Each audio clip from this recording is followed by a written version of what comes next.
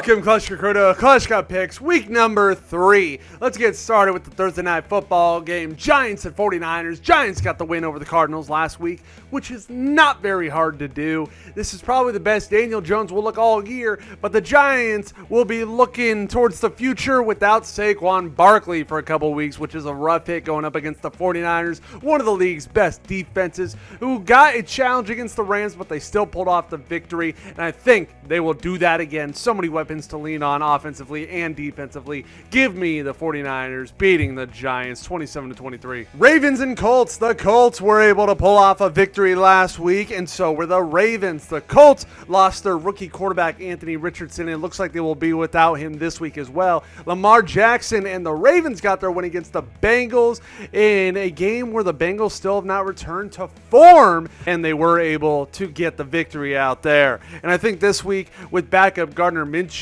being the quarterback for the Colts and no Anthony Richardson, I think that Lamar and the Ravens will lock up this win 24-20. Titans and Chargers. The Titans pulled off a victory in overtime against the Chargers last week. I'd say it was a good bounce between their run and pass attack. And then the Browns, plenty of opportunities to win the game against the Steelers, but they were never able to capitalize on offense, and I don't think they are going to do that this week either. That Tennessee defense is pretty solid, and I think we're going to see the continuation of struggle for Cleveland, and they're going to have to do it without Nick Chubb. Now, if you have a weak stomach or you don't like gruesome injuries, I'm going to tell you to look away for about the next 10 seconds because you don't want to see this.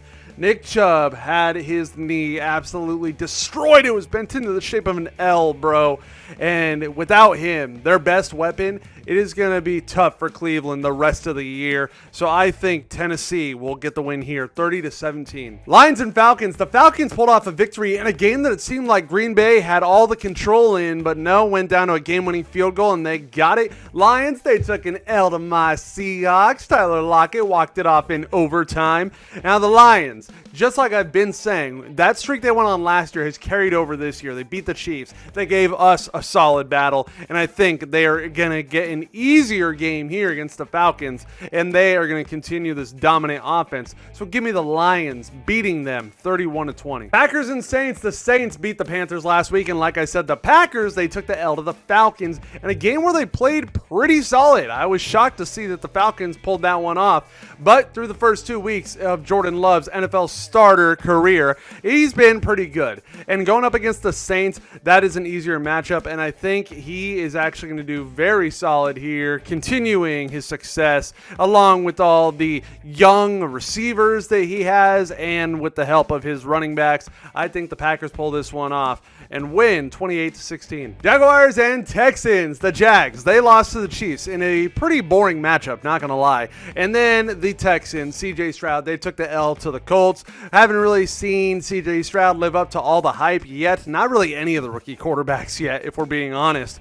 But I do like Trevor Lawrence and the Jags for this one. He's been looking good with this new offense around him, adding Calvin Ridley. He's got Travis Etienne, and I think with the weapons he has going up against a weaker bottom of the barrel Texans team, I think the Jags will pull this one off pretty easily. Give me 24-14. Dolphins and Broncos. The Broncos lost, but they were oh so close with a crazy Hail Mary, but they could just not get the 2-point conversion. There might have possibly been a PI call that could have given them another chance, but that did not go their way. And the Dolphins, good, steady, solid football. They never went crazy, I would say. They just kept a nice pace, kept their offense going, and they pulled out the victory against the Patriots. And I think the Dolphins are going to be a team that everybody should fear a little bit this year. If Tua stays healthy and those weapons around him, like Tyreek Hill and Jalen Waddle and Mostert, having a good start to his season, can all just stay on the field, then I think they are going to be one of the most dangerous teams in football.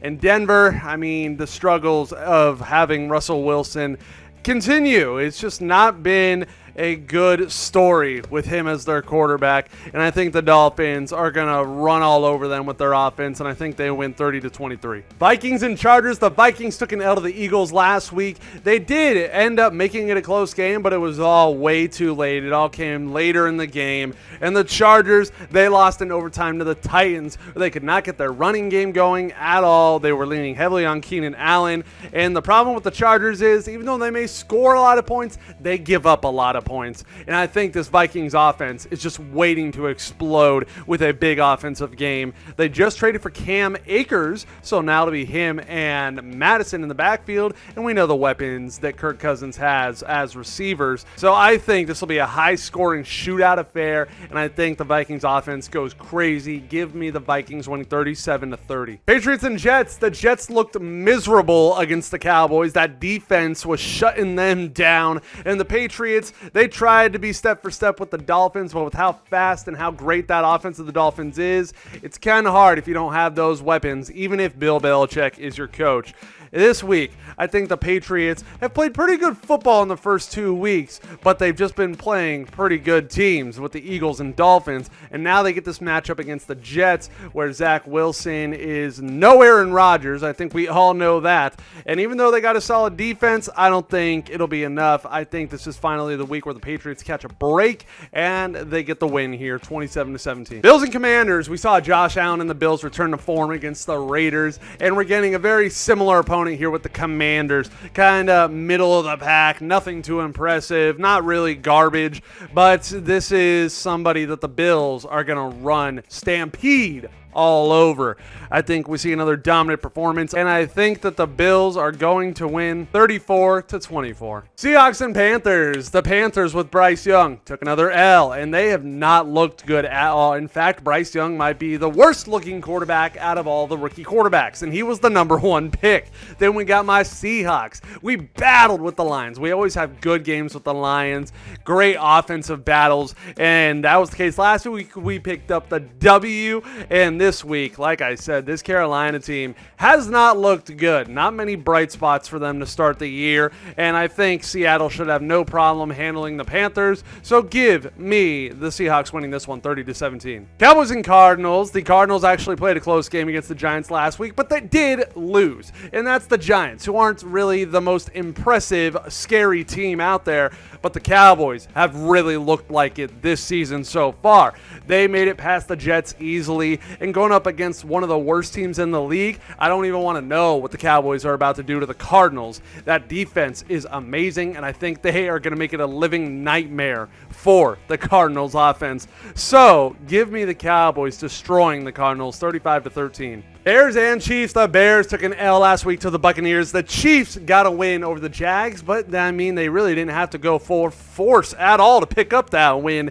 We haven't really seen the Chiefs turn into the Chiefs that we all know, the crazy offense, Mahomes with the crazy plays. Haven't seen it. And the Bears, we haven't seen much out of them either. A lot of people thought this might be the year where Justin Fields puts it together. No, looks like they're all falling apart at the seams, and this could be the end of Justin Fields in Chicago. This could be his last chance. So he's running out of opportunity to turn this around, and going up against the Chiefs, it's not a good shot. The Chiefs are going to wake up eventually. The Bears look dead asleep in hibernation right now, and I think the Chiefs will beat the Bears 27-17. Battle of Mid! Matchup of the week that I have chosen is the Raiders and the Steelers. Steelers pulled off the victory against the Browns. Like I said, that offense for the Browns really never got going once Chubb went down, and the Steelers were able to capitalize with some long touchdowns and on defense. And in the Raiders, I mean, I don't really get impressed by them at all with Jimmy Garoppolo at quarterback. Josh Jacobs really hasn't gone too crazy this year at all. And Devontae can't if the whole rest of the offense is not thriving. So I think they're kind of just going to be stuck, and we're going to probably see a few turnovers from the Raiders because that Steelers defense is looking better and better each year. And I think we see the Steelers pull off the victory 24-20. Eagles and Buccaneers. The Buccaneers beat the Bears last last week, the Eagles beat the Vikings last week. And even though the Eagles were missing Kenneth Gainwell, they leaned on DeAndre Swift, and he had himself a game. He went off. The Buccaneers, Baker Mayfield, trying to hold on to a starting job in the NFL, is looking pretty good so far. And I think this is actually going to be a closer game than people think. The Eagles haven't run away with their games this year. They've both been close, and they've been wins, but they really had to fight all the way until the last second to get those wins. And I think they are actually going to have a little bit of competition with Baker Mayfield and the Buccaneers. And I think the Eagles will pull it off. I think this offense will be enough to get past Tampa. I just don't think Tampa's offense will keep up. And I think the Eagles will win 27-23. In the last game of the week, my game of the week, put a star on it, is the Rams and Bengals. Yeah, you might be saying why, especially with how the Bengals have been playing. 0-2, they took an L again last week, and Joe Burrow still has not looked like Joe Burrow since he signed that contract. Hope the Bengals got some insurance on that.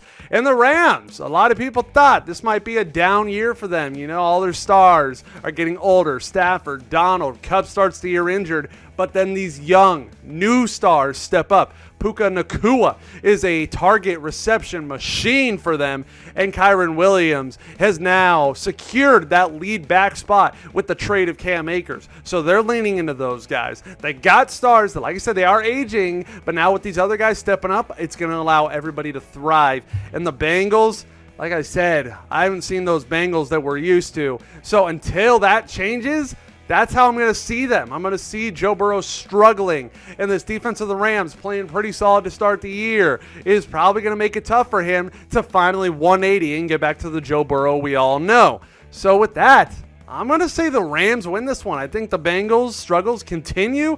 I think the Rams win 30-24. Thank you so much, Kleschka Crew, for watching this week of Kleschka Picks. If you made it to the end of this video, let me know your thoughts on your favorite NFL team through the first 2 weeks. Like the video, subscribe, tell your mom, your dad, your grandma, grandpa, pets, friends, brothers, sister, aunt, uncle, everybody you know to subscribe. If they haven't already, I got this, you got this, we all got this, and I'll see you next time.